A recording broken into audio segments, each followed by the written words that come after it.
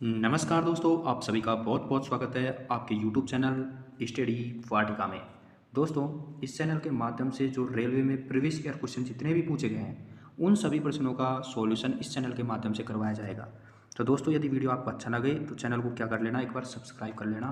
तो चलिए दोस्तों, चलते हैं। आज का हमारा फर्स्ट क्वेश्चन है 45, 78 और 117 का HCF ज्ञात कीजिए।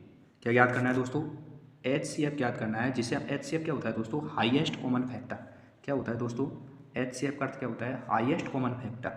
इसका मतलब क्या है दोस्तों? इसका अर्थ समझने की कोशिश करते हैं कि कहने का मतलब यह है कि दोस्तों, जैसे मान लीजिए कि यहाँ पर 45 दिया हुआ है, 78 और 117 तीन संख्याएं दी गई हैं। कितनी संख्याएं? जैसे समझिए दोस्तों, 45, 78 और क्या दिया गया है? 117 दिया गया है। अब HCF का अर्थ होता है कि हाईएस्ट कॉमन फैक्टर। इसका मतलब यह है कि दोस्तों, किस वह बड़ी से बड़ी संख्या, क्या दोस्तों? वह बड़ी से बड़ी संख्या जो 45, 78 और 117 को क्या कर दे दोस्तों? विभाजित कर दे। वह बड़ी से बड़ी संख्या जो 45, 78 और 117 को क्या कर दे? विभाजित कर दे, उसे हम क्या बोलते हैं? HCF कहते हैं। जैसे ऑप्शन के माध्यम से हम कोशिश करते हैं। जैसे मान लीजिए दोस्तों, बड़ी से बड़ी संख्या क्या है? 9। तो 9 का भाग 45 में जा रहा है, यस। 9 का भाग 78 में जा रहा है, 9। यानी कि दोस्तों 9 हमारा नहीं होगा। जो ऑप्शन नंबर 4 क्या हो जाएगा? गलत हो जाएगा। जैसे मान लीजिए अब हाईएस्ट यानी कि बड़ी से बड़ी की बात हो रही है, तो 7 उठाते हैं।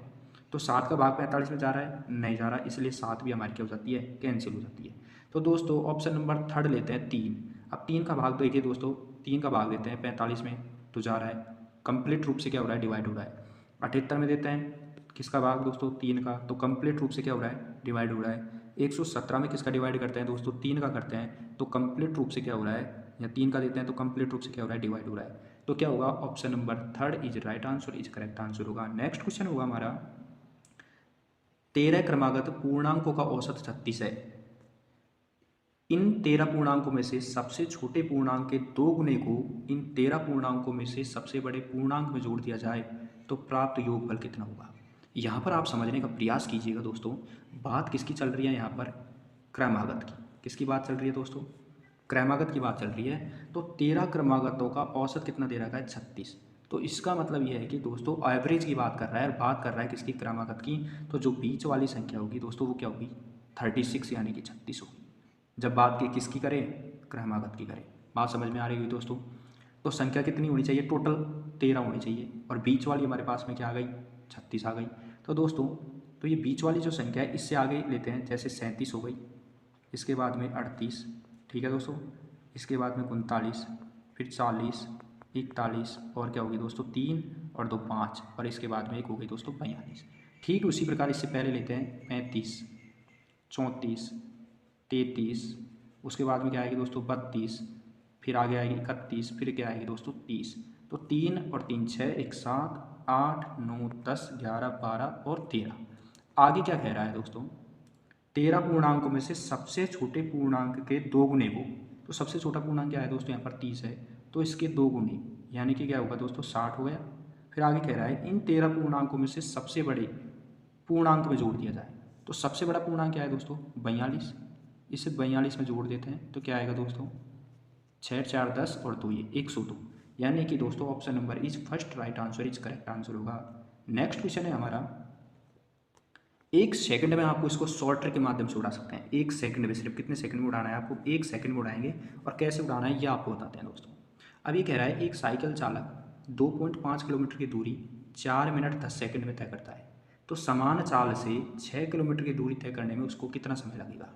तो यहाँ पर एक सेकंड में शॉर्ट ट्रिक के माध्यम से कैसे उड़ाएंगे वो देखिए। यहाँ पर दोस्तों 2.5 किलोमीटर चल रहा है, 2.5 किलोमीटर कितने सेकंड में दोस्तों? 4 मिनट और 10 सेकंड में चल रहा है।